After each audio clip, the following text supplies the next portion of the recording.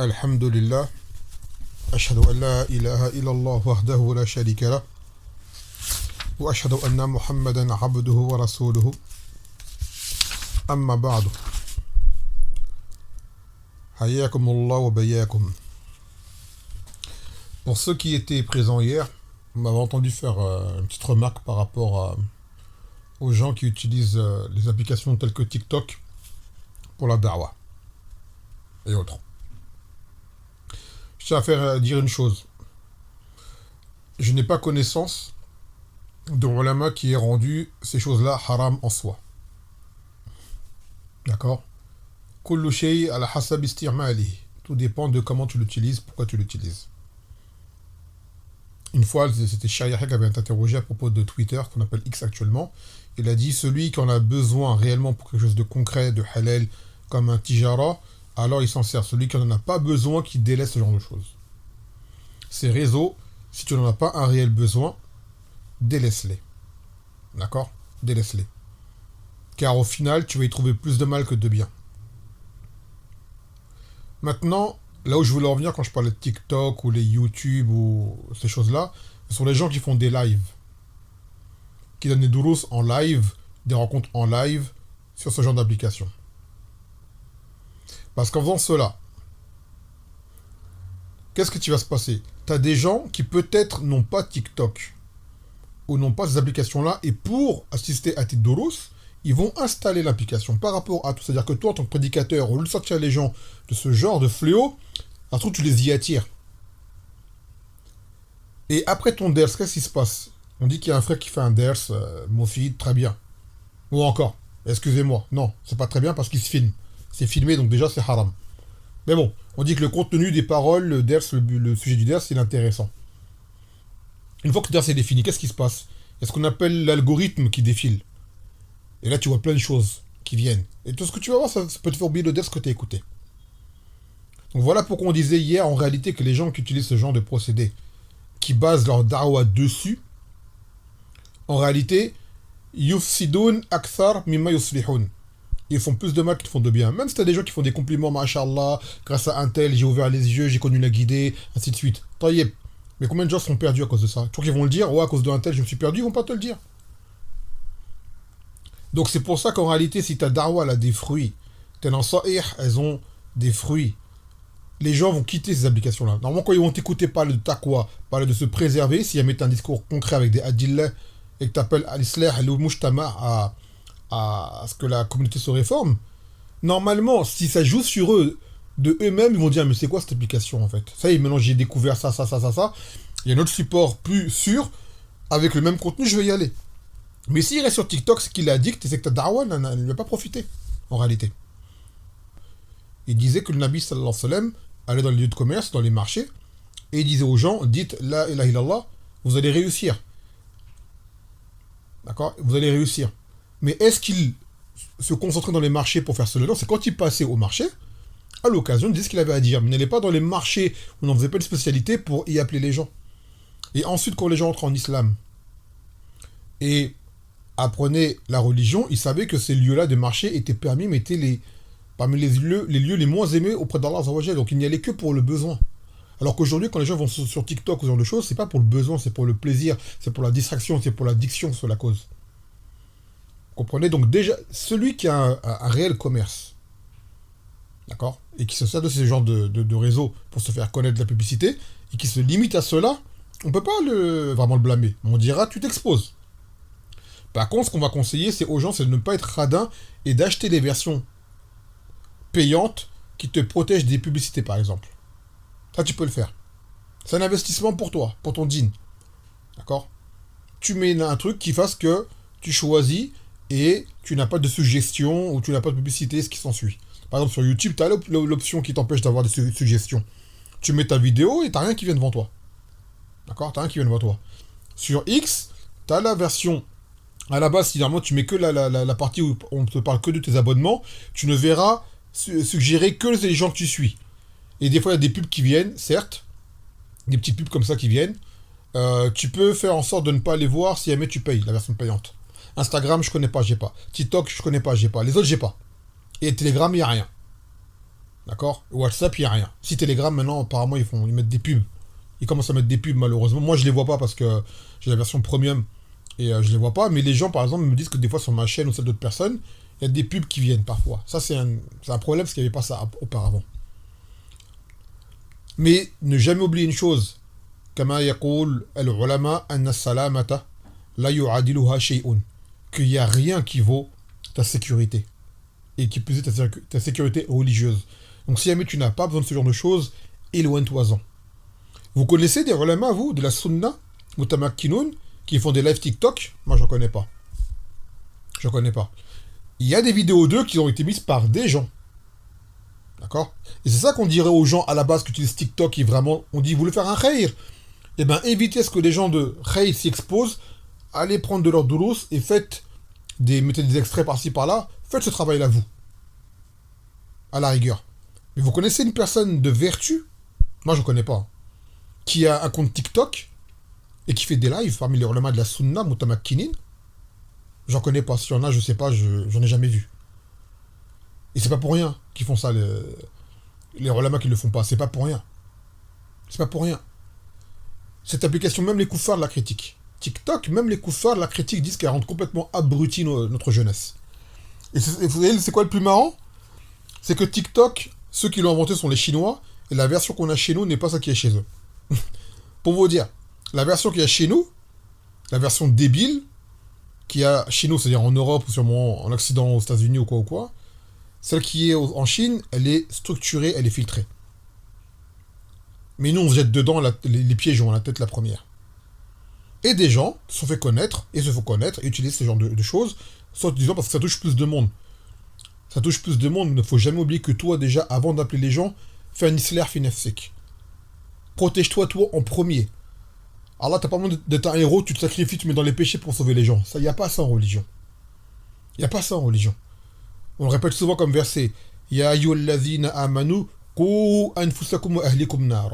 Ô vous qui avez cru, préservez-vous, vous, en premier, vous, ainsi que vos familles d'un feu ardent. Il n'y a pas d'éorisme dans la darwa que tu te mets pour les péchés, pour sauver les gens des péchés. C'est pas vrai. D'accord? On t'a pas dit va en boîte de nuit pour dire aux gens de sortir de la boîte de nuit.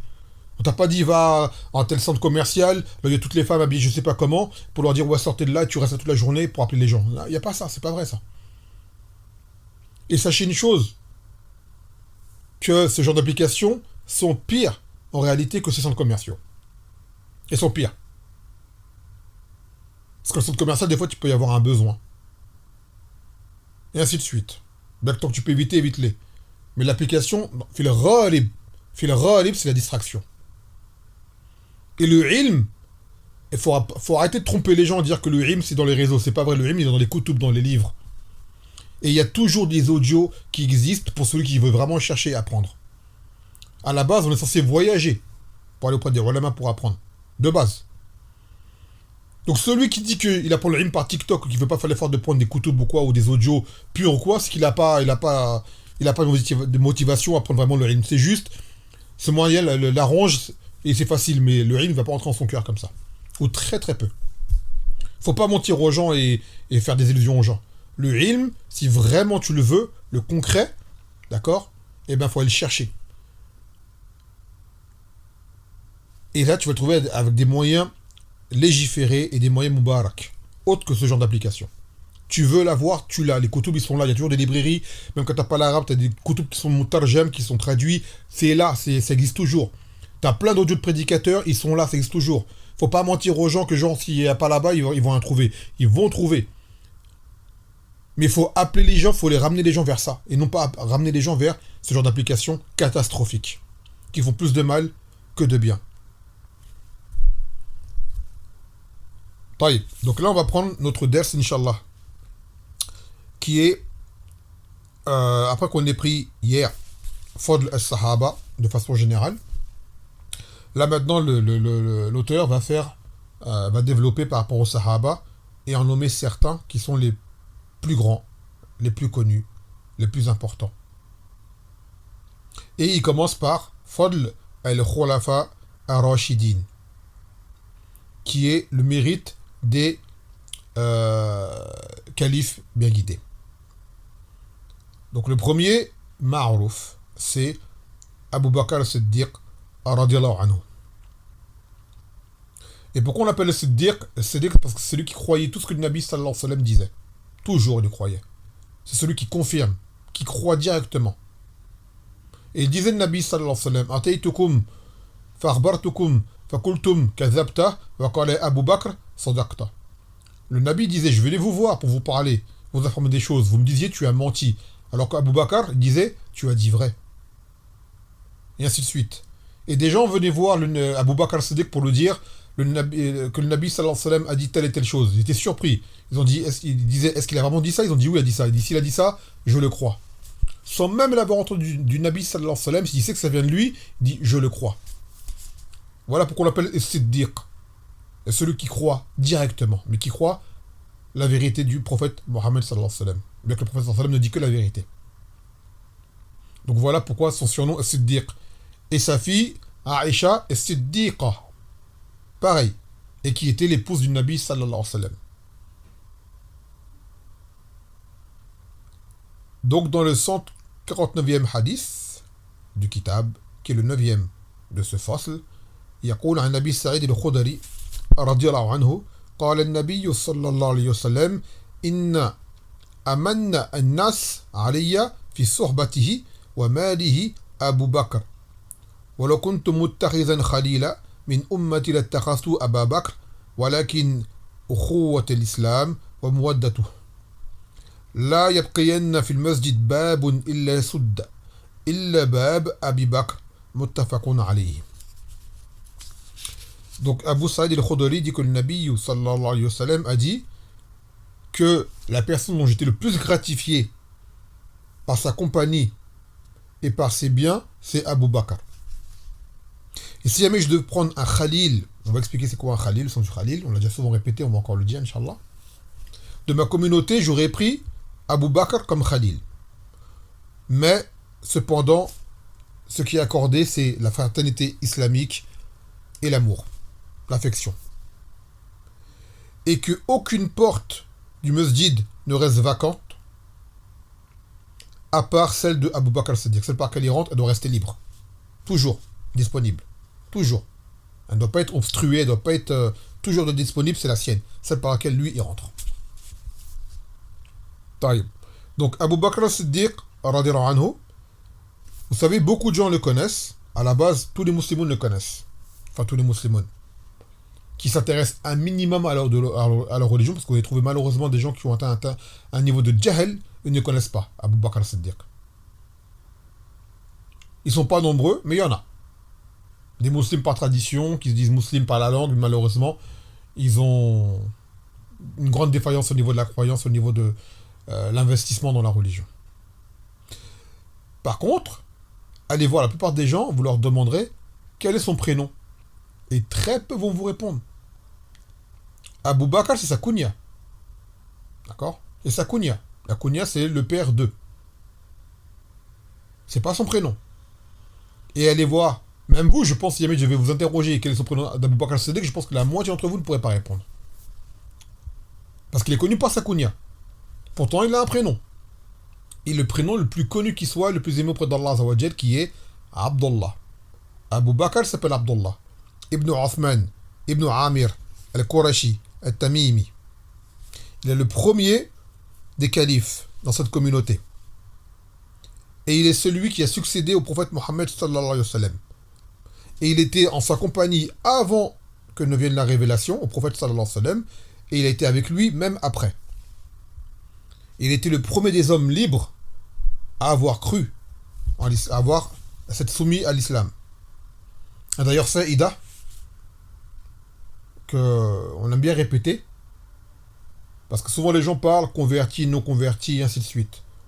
D'accord? Ils aiment bien différencier entre les convertis et les autres.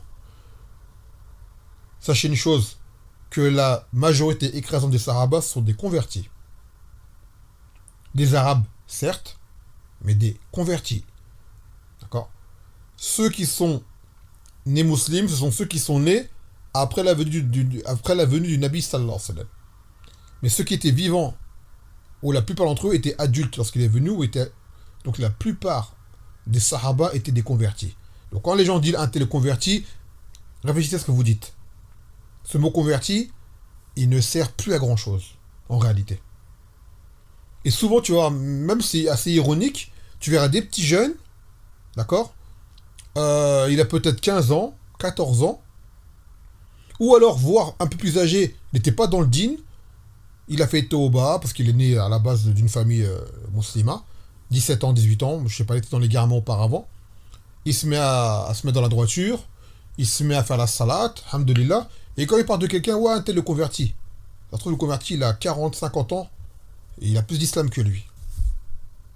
Tu vois. On dit, quand tu dis le converti, tu veux dire quoi par là? Il était musulman avant toi. Et peut-être même quand il est entré en islam, depuis le début, il était mustaqim. Alors que toi, tu es censé être né musulman, mais t'as pas pratiqué ce n'est après un long temps. Donc tu serais peut-être plus amené toi, à être traité de converti. Wallahu ta'ala alam. Donc, ce mot-là, converti, en réalité, il n'a pas vraiment de sens. Si on veut dire par-delà de quelqu'un qui a grandi dans le koufr, qui est devenu musulman, taïeb. Mais ça, c'est le cas de beaucoup de gens. Mais t'en as quand on l'utilise, c'est pour dire, ça veut dire il a 20 ans d'islam, 30 ans d'islam, on appelle toujours le converti. On dit au bout d'un moment, c'est bon, le mot il sert à rien, il est usé. C'est un musulman autant que toi. Peut-être plus investi que toi. Peut-être plus savant que toi. Vous comprenez? On dit pas, faut pas dire converti ou quoi, mais on veut dire, parce que les gens disent converti, savoir de qui ils parlent et pourquoi ils utilisent ce mot-là. Cette catégorie, des fois, elle sert à rien.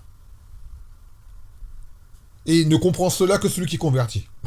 Je pense que les frères qui sont convertis, ils savent. Au bout d'un moment, on dit converti, converti, ça fatigue. Ça fatigue. Concrètement, ça fatigue. Les gens s'en rendent pas compte, mais ça fatigue. Taïeb. Ensuite, donc pour revenir à Abu Bakr al-Siddiq, donc bien sûr, il a toujours été fidèle au prophète sallallahu alayhi wa sallam. Toujours avec lui. Quand il a fait la Jira, c'est lui qui était avec lui. Et dans le Coran, Allah Azza wa Jal l'a cité. Izhuma fil ghar, en parlant lorsque les deux étaient dans la caverne. Wa qala li sahibihi la tahzan inna Allah ma'ana. Lorsque le prophète a dit à son compagnon, ne te triste pas que Allah est avec nous. Il parlait de Abu Bakr as-Siddiq radhiyallahu anhu. Par contre, le seul sahaba qui a été nommé dans le Coran, c'est Zayd. Zayd qui était le fils adoptif du Nabi sallallahu alayhi wa sallam. C'est le seul qui a été nommé.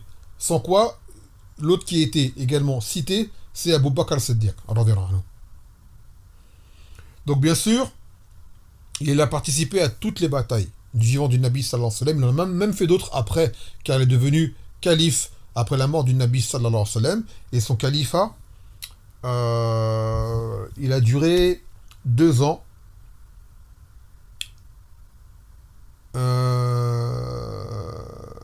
2 ans et 3 mois. Takriban. Takriban.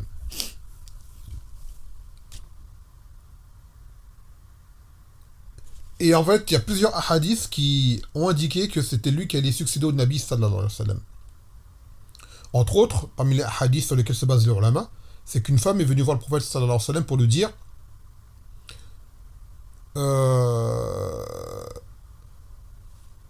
pour l'interroger, il lui a dit de revenir plus tard. La raison, elle n'est pas citée. Et elle a dit, si jamais je ne te trouve pas, dans le sens si jamais je reviens, mais que tu n'es plus de ce monde, par exemple, que tu es mort, alors vers qui je vais me tourner? Il a dit, va voir Abu Bakr. Et là, c'est une ishara au khalifa. D'accord? C'est une ishara pour dire que c'est ça lui qui aura le commandement par la suite après la mort du Nabi sallallahu alayhi wa sallam. Et il y a plein d'autres hadiths. Et bien sûr, il est mort, Abu Bakr as-Siddiq, il avait également 63 ans. Il était enterré dans la chambre de sa fille, Aïcha, aux côtés du Nabi sallallahu alayhi wa sallam. Par exemple, si jamais vous allez à Al-Medina, faites une umrah, pour aller saluer la tombe du Nabi sallallahu alayhi wa sallam, celle d'Abu Bakr et de Omar sont à ses côtés. Elles sont à ses côtés. Et maintenant pour... attendez. Donc voilà, pour revenir au thème qu'on avait dit, voilà où kuntu muttakhidha khalila min ummati. Si jamais je devais prendre un Khalil de ma communauté, j'aurais pris Abu Bakr Siddiq. Un Khalil là-bas, c'est pris de Al-Khulla. Et Al-Khulla, c'est le niveau le plus haut d'amour. Et le Nabi sallallahu alayhi wa sallam, cette Khulla, il ne l'a que pour Allah Azza wa Jalla. C'est-à-dire la Khulla, quand elle est dans ton cœur, elle ne laisse de la place pour personne. C'est pour ça qu'elle a dit que. Mais en réalité, ce qu'il a pour Abu Bakr Siddiq, c'est la fraternité islamique et l'affection. Sans quoi, cette Khulla, il ne peut l'accorder à personne. Et 2 seuls prophètes ont été nommés comme Khalil par Allah Azza wa Jalla, qui sont Ibrahim alayhi salatu wassalam et Muhammad sallallahu alayhi wa sallam. Par contre, il n'y a pas contradiction lorsqu'on dit que Abu Huraira, il a dit Awsani Khalili bi thalath, que mon Khalil m'a exhorté à 3 choses. Et là, en fait, ça veut dire que Abu Huraira a qualifié le prophète comme étant son Khalil à lui. Mais le prophète n'a pas dit que Abu Huraira était son Khalil à lui. Donc il n'y a pas de contradiction entre les 2 hadiths. Toi, tu peux dire à quelqu'un qu'il est ton Khalil, un quoi ou quoi, si vraiment tu sais ce que ça veut dire. Mais personne n'est le Khalil du prophète sallallahu alayhi wa sallam. Et pour Allah Azza wa Jalla, cela n'a été donné qu'à 2 prophètes et messagers qui sont Ibrahim et Mohammed sallallahu alayhi wa sallam. Donc en réalité, le mot Khalil n'a pas vraiment de traduction. C'est le niveau le plus haut de l'amour. Ce serait la personne que tu aimes le plus. Le plus aimé, on dirait comme ça. Et même plus aimé, en français, c'est un peu... Le niveau, il est faible. D'accord. Souvent, les gens traduisent Khalil par ami confident. Il n'y a pas d'ami confident. Parce que lorsqu'on dit ça, lorsque Ibrahim, c'était le Khalil d'Allah Azza wa Jal, est-ce qu'Ibrahim, c'est l'ami, le confident d'Allah Azza wa Jal? Sûrement pas. Pareil pour le Nabi sallallahu alayhi wa sallam. Sûrement pas. Donc, cette traduction de Khalil, à ce moment-là, elle n'est pas bonne. Mais c'est la personne la plus aimée. Maintenant, est-ce qu'il y a un mot en français exact qu'il y a? Ils disent aussi également ami intime. Je ne le connais pas. Donc on reste sur le mot Khalil, tel qu'il est. Donc le Khalil du Nabi sallallahu alayhi wa sallam, c'est qu'il n'y en a pas. Mais il a fait comprendre, si jamais il devait en avoir un, ça aurait été Abu Bakr, ce qui montre le grand mérite et la grande valeur de Abu Bakr Siddiq. Et après, il a dit qu'aucune porte du masjid ne reste accessible. Ça veut dire que toujours libérée, toujours vacante. Il faut que les portes du masjid soient tout le temps, les gens y rentrent, ils sortent, les gens y rentrent, ils sortent. Il y a une seule porte qu'il faut laisser vacante et tout le temps disponible et ne jamais l'encombrer, l'obstruer. C'est celle d'Abu Bakr Siddiq. Une porte qui lui est propre. Et d'ailleurs, vous savez, pour entrer au Jannah, il y a différentes portes. La porte pour le sa'imin, ceux qui faisaient le siyam. La porte pour les musalliyin, ceux qui font la salat. La porte pour ceux qui faisaient les aumônes, ainsi de suite. Et il sera dit à Abu Bakr Siddiq qu'il peut rentrer par n'importe quelle porte. Tellement il était actif dans tous les domaines de la religion. Dans n'importe quelle porte, il pourra rentrer Yawm al-Qiyamah. Car il jeûnait énormément. Il faisait énormément aumône. Il faisait énormément la salat. Et ainsi de suite. Et pourtant, il a rapporté très peu de hadiths. Et pourquoi il a rapporté très peu de hadiths? Non pas qu'il ne les connaissait pas, mais qu'après la mort du Nabi sallallahu alayhi wa sallam, il était occupé par l'autorité. Il n'était pas en mesure de pouvoir enseigner aux gens. Donc voilà pourquoi il n'y a pas beaucoup de hadiths qui ont été rapportés de lui. Mais cela ne veut pas dire qu'il n'avait pas mémorisé plein. Il était l'homme qui a plus accompagné le prophète Mohammed sallallahu alayhi wa sallam. Mais par la suite, il était très occupé. Comme Omar ibn Khattab, qui est le 2e homme le plus occupé à tenir compagnie au prophète sallallahu alayhi wa sallam, mais pourtant il n'y a pas beaucoup de hadiths de lui. Parce que par la suite, lui-même a été occupé par différentes tâches, plus que enseigner aux gens en soi. Mais d'autres s'y sont grandement consacrés, comme Abu Huraira. Voilà pourquoi il est celui qui a rapporté le plus de hadiths. Ibn Abbas, parmi ceux qui ont rapporté le plus de hadiths. Aïcha, radiyallahu anha, parmi celles qui a rapporté le plus de hadiths. On appelle ça des mukthiroun. Abdullah ibn Amr, Abdullah ibn Omar, et bien d'autres.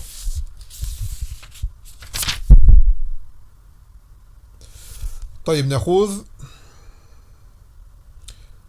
فوائد الحديث. Vous savez, Abu Bakr Siddiq, on pourra en parler pendant des heures. Mais c'est un ders qui est résumé.